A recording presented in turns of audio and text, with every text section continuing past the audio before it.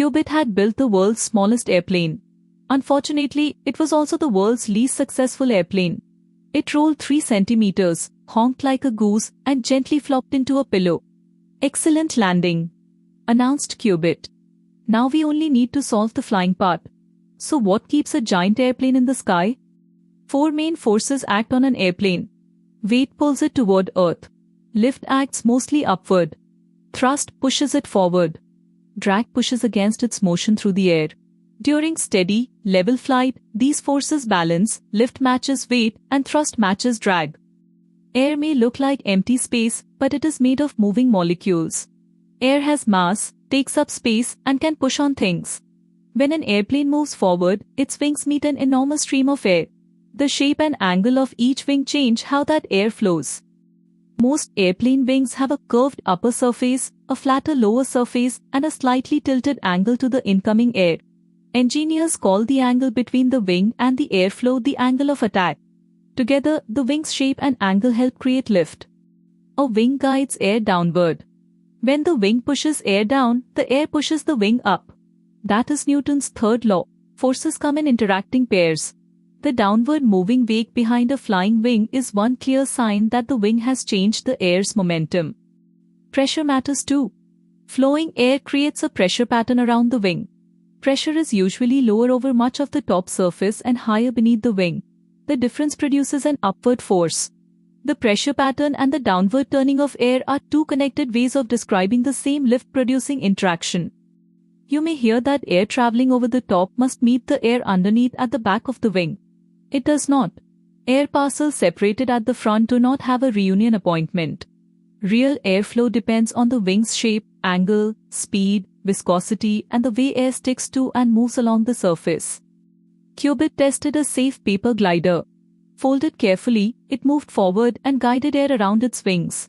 A flat sheet simply fluttered. The glider's motion, shape, balance, and small upward wing angle helped it stay aloft longer. Tiny adjustments made surprisingly large differences. But a wing needs air moving past it. That is where thrust comes in. On many small aircraft, a propeller spins like a rotating wing and accelerates air backward. The reaction pushes the airplane forward. On jet aircraft, engines take in air, compress it, mix it with fuel, and send hot gases backward at high speed. Before takeoff, the airplane accelerates along the runway. Faster motion creates a stronger airflow around the wings. When the pilot raises the nose to the proper angle, lift grows enough to overcome weight. The airplane leaves the runway not because gravity switched off, but because the upward aerodynamic force became larger. Pilots cannot increase the angle forever. At too high an angle of attack, smooth airflow can separate from the upper surface. Lift decreases and drag increases. This is called a stall. A stall is about wing angle, not simply an engine stopping. Pilots train to reduce the angle and restore smooth airflow. Drag is the air's resistance to motion. Some drag comes from rubbing and pressure around the aircraft's surface. Some is connected to producing lift. Streamlined shapes, smooth surfaces, wingtip design, and careful engineering reduce drag so an aircraft uses less energy. Airplane control surfaces change the forces and turning moments. Ailerons on the wings help roll the airplane left or right. The elevator on the tail helps point the nose up or down. The rudder helps swing the nose left or right. Pilots coordinate these controls for smooth turns. During a turn, the airplane banks. The lift force tilts with the wings. Part of that tilted lift pulls the airplane inward, bending its path into a curve. To stay at the same height during a turn, the airplane may need a little more total lift. Why are wings long and narrow on gliders, but shorter and swept on fast jets? Different aircraft have different jobs. Long wings can be efficient at lower speeds. Swept wings help manage airflow at very high speeds.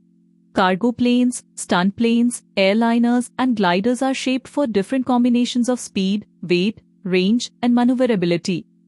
Birds use many of the same principles, but their wings can flap, twist, bend, and change shape. A bird pushes air down and backward to make lift and thrust.